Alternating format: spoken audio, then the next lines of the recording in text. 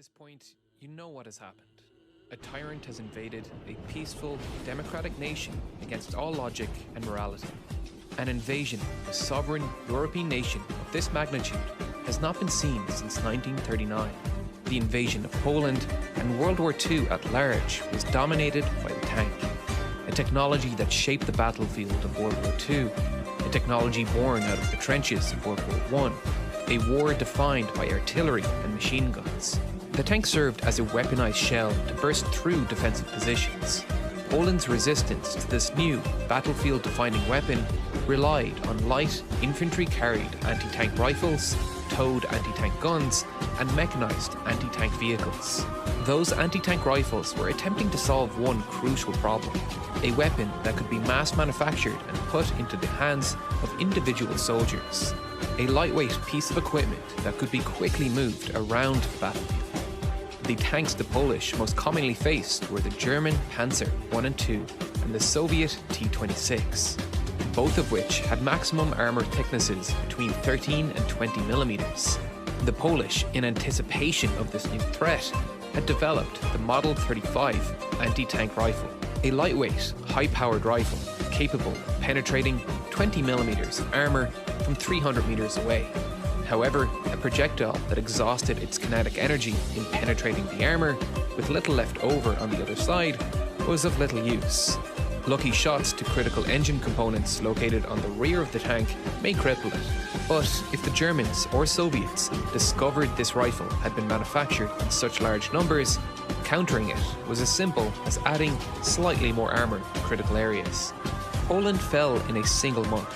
Today, we are 2 months into Russia's invasion of Ukraine, and despite being equipped with modern tanks with modern reactive armour, they have made little progress.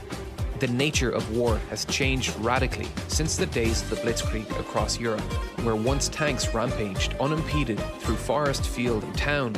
In the modern battlefield, against a well-equipped enemy, lone tanks have become large, high-priority targets for advanced infantry-carried missile systems, capable of taking out even the most advanced armour from miles away. While Russia's military incompetence cannot be ignored, the importance of these lightweight anti-tank devices cannot be understated. Countries around the world have developed their own variants of these weapons, all highly capable anti-tank devices, and many are in the hands of Ukrainian soldiers defending their country against a tyrant. But one has become a symbol of this war. Like the Spitfire of the Battle of Britain, it may not be the most numerous, but it has become an icon of a country under siege. St. Javelin of Ukraine, a weapon purpose-built for a Cold War scenario, designed to be put into the hands of individual soldiers, purpose-built to take out wave after wave of Russian tanks. This is the insane engineering of the FGM-148 Javelin.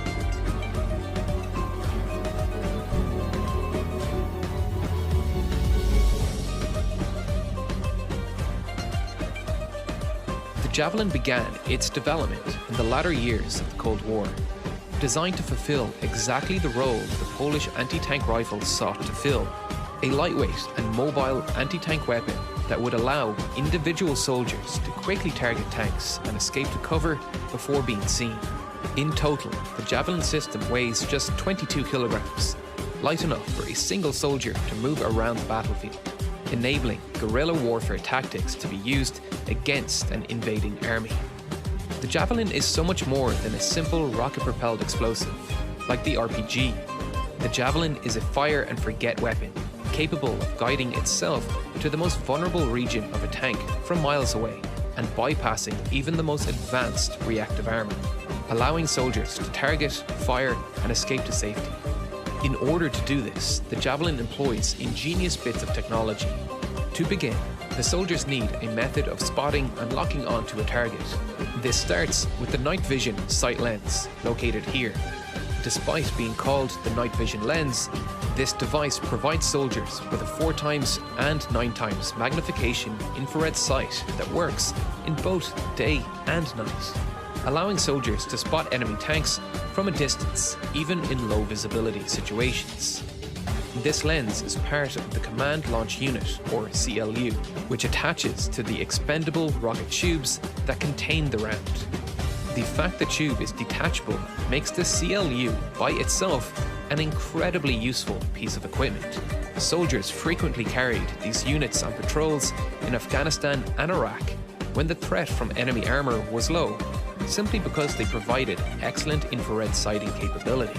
Once connected to a launch tube, the soldier can flip this switch from off to night mode, and the cooling unit of the CLU will begin to cool down the infrared detectors to their required temperature, taking 2 to 3 minutes.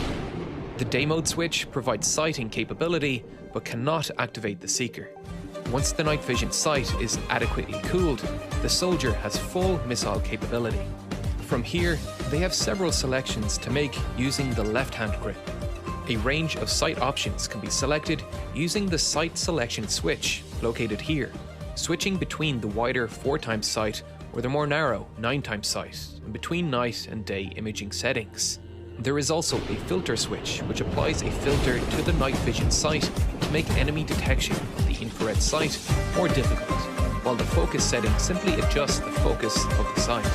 Once a target has been identified, the user can flip a protective cover and press and hold the seeking trigger on the left-hand grip, which activates the seeking locking sequence. This also activates the firing trigger on the right-hand grip. Over here, the user can select a firing mode with 2 options, direct and top, which change the trajectories depending on the object being targeted or the surrounding area. The top trajectory is ideal as it targets the least protected section of the tank, but top may not always be possible. The target could be under an overpass or some other obstacle. This directional pad allows the user to adjust gates manually around the perimeter of the target's profile. This is essentially visually training the seeker on the target. Once locked, the image is saved into the seeker, and the user can pull the trigger. From here, things happen extremely quickly. A launch motor fires, pushing the seeker out of the tube with just enough force to get it clear of anyone nearby, about 4.5 meters. This minimizes recoil and makes the system incredibly easy to use, even allowing it to be launched from inside buildings without fear of a backblast turning the building's interior into a pressure cooker. As the seeker leaves the tube, 2 separate spring-loaded fins deploy. The front set of 8 fins, referred to as the wings, provide lift and stabilization to the seeker, while the rear 4 are controlled by the flight computer to guide the seeker to its target. The control fins are also helped along by 4 thrust vector control vanes around the nozzle of the rocket motor, which can vector the exhaust of the rocket to provide additional control. At this point, the user's job is done. They can get back behind cover or change position, which is especially useful after giving away their position while firing. The seeker is controlling itself at this point. The image initially locked into the guidance electronics is used to guide the seeker towards its target. But the seeker also has its own infrared imaging camera mounted on its nose. The goal of the guidance computer is to keep this image in the center frame using the control fins and thrust vectoring vanes. To do this, it uses pattern recognition algorithms to keep track of the target and updates the target reference image every frame to make the job of tracking the continually changing image as easy as possible. As the seeker closes in on the target, a sequence of events occurs incredibly quickly. The seeker has a 2-stage shaped charge. Shaped charges are fascinating. They use fluid dynamics and the kinetic energy of the blast to slice through armor. Shaped charges consist of the charge itself, shaped with a hollow indentation where a metal liner is placed. When the charge is detonated, a pressure wave forms behind this metal liner, deforming and accelerating the metal into a lance-like jet of ultra-fast metallic particles that cut through armor like butter. Contrary to the shaped charge's other name, heat, which stands for high explosive anti-tank, this is a purely kinetic mechanism. The shaped charge effectively creates a hypersonic projectile at point-blank range. The metallic liners chosen need to be ductile so that they readily deform and form into a linear jet, maximizing the projectile's penetration ability. A brittle fracture of the liner would result in large chunks of particulated metal that would reduce the penetrating power of the metal. But this needs to be balanced with the velocity of the jet, which will lower with heavier elements. The javelin itself has two stages. The first stage uses a molybdenum liner, while the main charge uses copper. This two-stage design allows the javelin to deal with modern reactive armor more effectively. Reactive armor are those strange box-like structures you see on modern tanks, and they were created specifically to deal with shaped charges. Reactive armor works by placing an explosive charge between two metal plates. When a jet from a shaped charge strikes the upper plate, it detonates the inner explosive. You may think this could damage the tank, but the tank's lower armor is more than capable of dealing with the relatively blunt pressure formed by the reactive armor detonation. The outer plate then flies outwards to disrupt the incoming jet, while the shockwave formed by the detonation also breaks up the stream of metal approaching the tank. The first stage of the javelin is designed to trigger these reactive armor boxes before the main charge detonates. The second charge can then cut through the inner armor unimpeded. Many modern tanks do have secondary defenses to protect against threats like this, like Russia's active protection system, Arena. This system uses radar to detect incoming threats and activates a buckshot-like munition that strikes the incoming threat. This detonates the shaped charge far enough away from the tank that the jet disperses into too large of an area to effectively pierce the armor. However, the Arena active protection system struggles to deal with top-down attacks, something the Javelin is designed to do. And we are starting to see photos of rudimentary cages placed on top of Russian tanks to defend against top-down attacks. It's important to remember that the footage we are seeing is going to be skewed in favor of Ukraine. This is an ongoing battle where morale is vital. We aren't going to see battles where anti-tank munitions failed. The age of the tank is far from over. It's still a vital tool that has advanced with new modern threats. However, one thing is for sure. Russia is losing an astronomical number of tanks. Russia's incompetence has been their own worst enemy. Fuel logistics have left tanks stranded on the roads, air cover against drones has been lacking, and all too frequently we are seeing tanks without adequate infantry and artillery support to deter and defend against these anti-tank munitions. The importance of military tactics cannot be understated.